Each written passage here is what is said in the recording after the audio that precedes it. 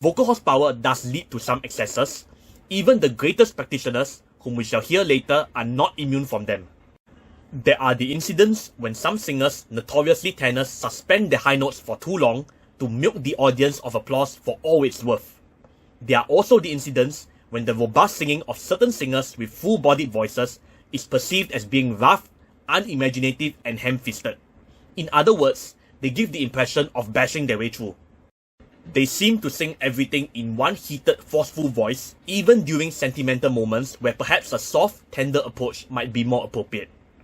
There are a number of performances which I later found to be extraordinary that have become consigned to the dust heap because of all these incidents. So, is vocal horsepower necessarily a vice?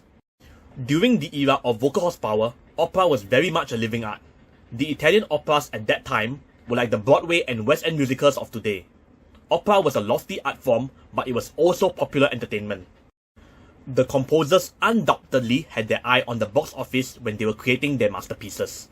Otherwise, they wouldn't have been so generous with the high notes, whose sole purpose is to pay tribute to vocal athleticism. We are frankly no different from the masses who crowded the premieres of those works. Stunts and action lure us to the movies just like how they drew those people to the opera house. There's nothing wrong with indulging singers who allow themselves to get carried away in the spur of the moment with their seemingly interminable high notes. We all are children at heart. Why spoil everybody's fun by pooping their party if they're only playing to us in the galleries?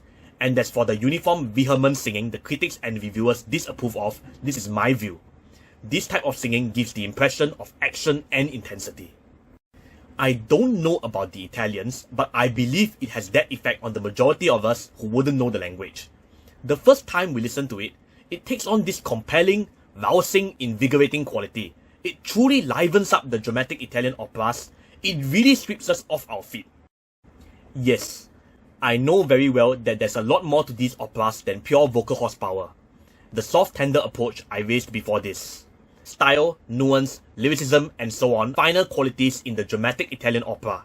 They are an acquired taste, something more advanced, which you normally acquire only after multiple listenings.